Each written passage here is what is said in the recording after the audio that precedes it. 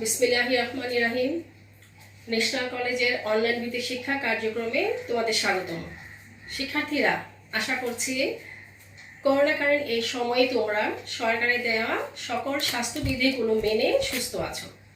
শিক্ষার্থীরা, আমি গত দুটো ক্লাসে জীববিজ্ঞান দ্বিতীয় পত্রে চতুর্থ অধ্যায় মানুষ শারীরতত্ত্ব, রক্ত ও সঞ্চালন অর্থাৎ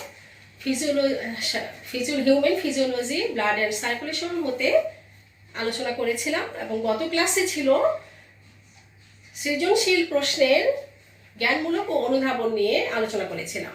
তারই ধারাবাহিকতায় আজ আমি তোমাদেরকে উক্ত অধ্যায়ে মানব হৃৎপিণ্ডের গঠন, হৃৎপিণ্ডের রক্ত সঞ্চালন প্রক্রিয়া নিয়ে আলোচনা করব। তো শিক্ষার্থীরা, তোমরা যখন পরীক্ষা আসে অবশ্যই তোমাদের হৃৎপিণ্ড তখন একটু হার্টবিট বেড়ে যায়, তোমরা টেনশন করো পরীক্ষা নিয়ে। অনেকে আছে যারা ভালো, তারাও টেনশন করে যে কি হবে, আমার কাঙ্ক্ষিত ফল আমি সেরকম পাবো কিনা, বা আমার প্রিপারেশনটা আরেকটু হলে ভালো হতো, সেরকম নিয়ে আমরা সবাই একটু ভাবি, তাই না? তাছাড়া আমরা যখন হার্ট পরিশ্রম করি তখনও আমাদের হার্টবিট বেড়ে যায়, আবার ঘুম ভালো না হলেও কিন্তু হার্টবিট বেড়ে যায়। তো আমাদের এই যে হার্টবিট বেড়ে যাওয়া, টেনশন করা থেকে বিভিন্ন কারণে, শারীরিক অসুস্থতার কারণে আমাদের হার্টবিট বেড়ে যায়। সেই হার্টবিট বাড়ার জন্য যে দায়ী সেই যন্ত্রটি হচ্ছে আমাদের হৃৎপিণ্ড। আর আজকে আমি সেই হৃৎপিণ্ডটা নিয়েই আলোচনা করব। তো শিক্ষার্থীরা, এই হৃৎপিণ্ডটা কোথায় থাকে?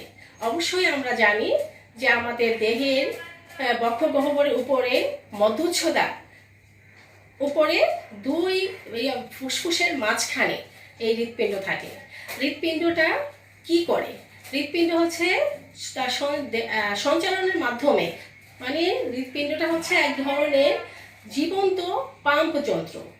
এই হৃৎপিণ্ডের সঞ্চালন প্রসারণের মাধ্যমে আমাদের দেহের সর্বত্র রক্ত সঞ্চালিত হয়।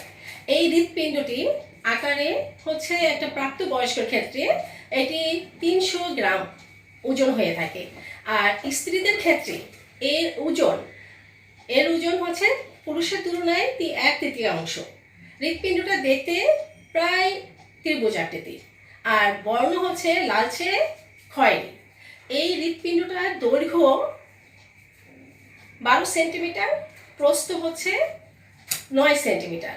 প্রিয় শিক্ষার্থীরা, তাহলে জেনে নেওয়া যাক, হৃৎপিণ্ডের প্রাচীর অনৈচ্ছিক পেশি দ্বারা গঠিত, আর এই পেশিগুলোকে হৃৎপেশি বা কার্ডিয়াক পেশি বলা হয়।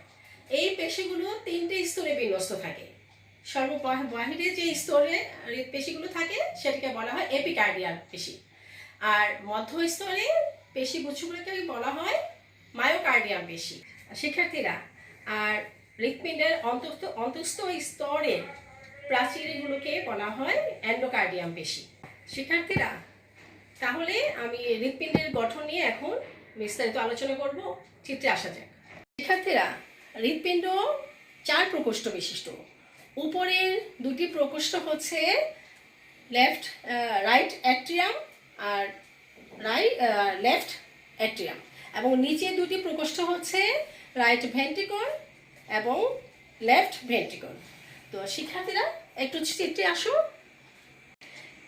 এই অ্যাট্রিয়ামের তুলনায় এই হচ্ছে রাইট অ্যাট্রিয়াম, এই হচ্ছে লেফট অ্যাট্রিয়াম, এই হচ্ছে রাইট ভেন্ট্রিকল, এটা হচ্ছে লেফট ভেন্ট্রিকল।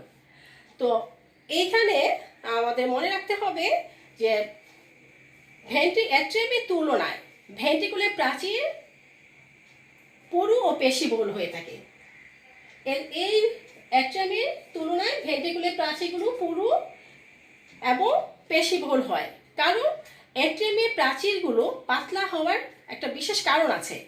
কারণ এখানে এই অ্যাট্রিয়ামের কাজ শুধু রক্তকে ভেন্ট্রিকলে সঞ্চালিত করা, তাই এগুলো তুলনামূলকভাবে পাতলা হয়।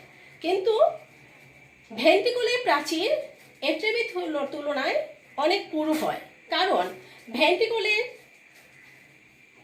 মধ্যে আবার রাইট ভেন্ট্রিকলের তুলনায় লেফট ভেন্ট্রিকলের প্রাচীর তুলনামূলক আরও প্রশস্ত হয়, পুরু হয়। কারণ লেফট ভেন্ট্রিকলের কাজ হচ্ছে কেবলমাত্র ফুসফুসে রক্ত প্রেরণ করা, আর লেফট ভেন্ট্রিকলের কাজ হচ্ছে রক্ত সঞ্চালনের মাধ্যমে সারা দেহে রক্ত সঞ্চালিত করা। তো অ্যাট্রিয়াম এবং ভেন্ট্রিকল উভয়ই লম্বালম্বিভাবে একটি পর্দা দ্বারা বিভক্ত থাকে।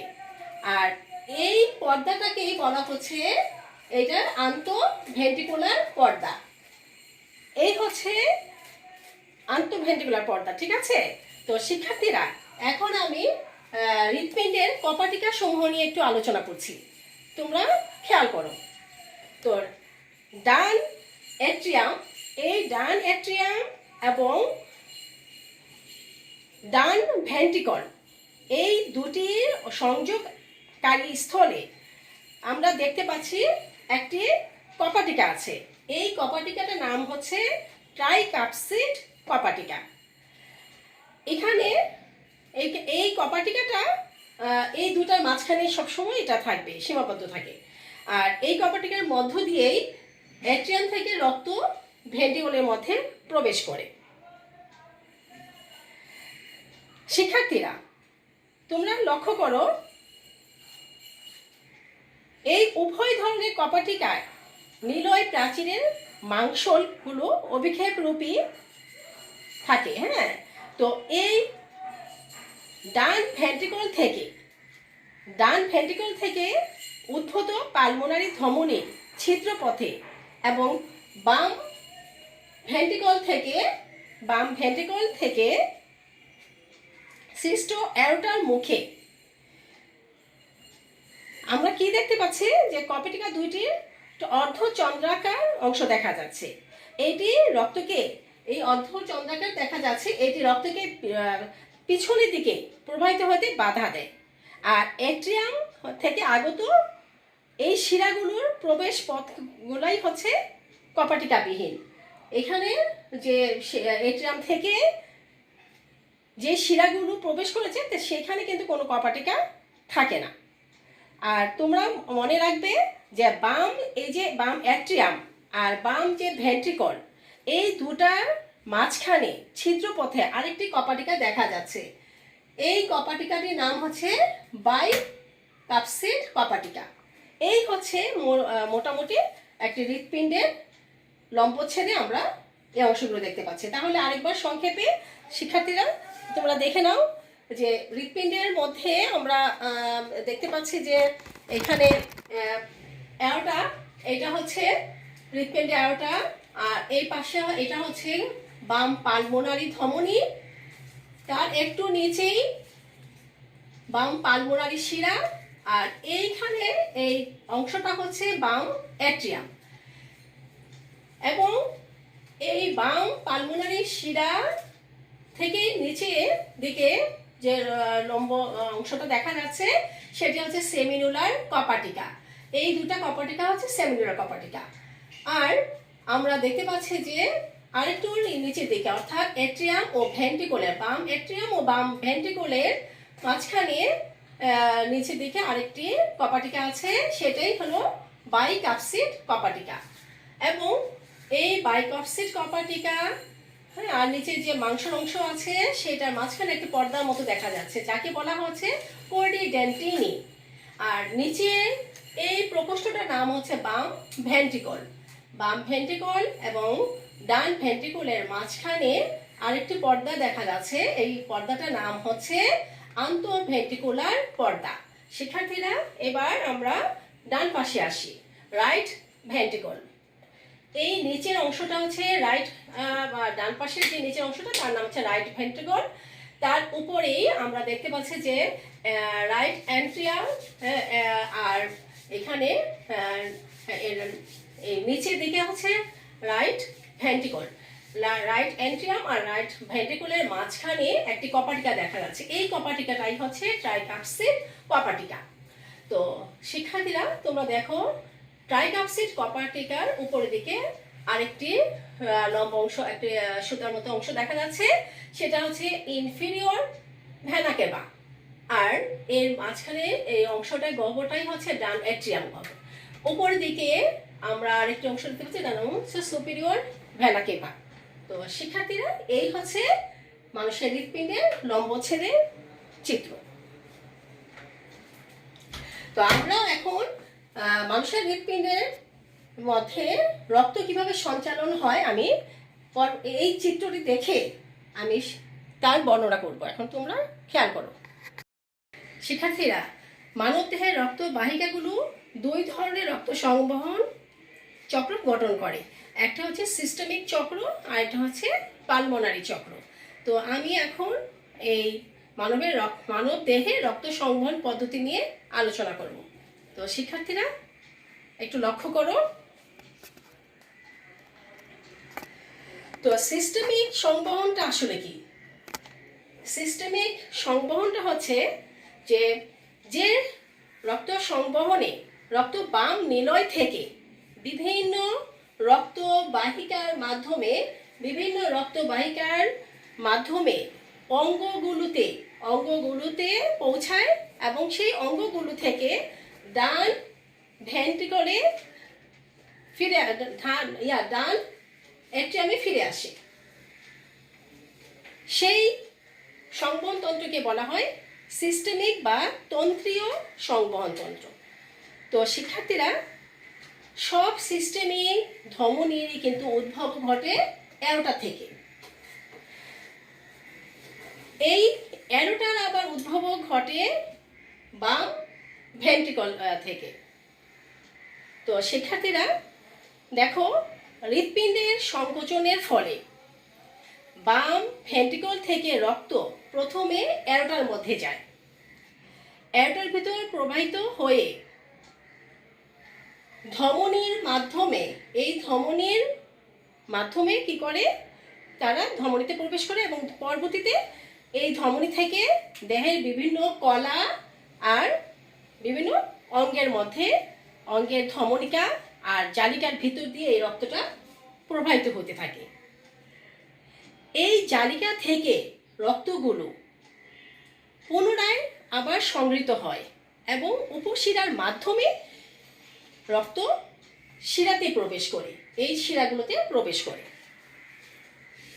সব শিরার রক্তগুলো পরে সুপেরিয়র ভেনা ক্যাভা ও ইনফেরিয়র ভেনা ক্যাভা দিয়ে আমাদের হৃৎপিণ্ডের অ্যাট্রিয়ামে প্রবেশ করে। এইভাবেই সিস্টেমিক রক্ত সংবহন প্রক্রিয়াটা সংঘটিত হয়। এবার আসা যাক পালমোনারি রক্ত সংবহন প্রক্রিয়াটা কি।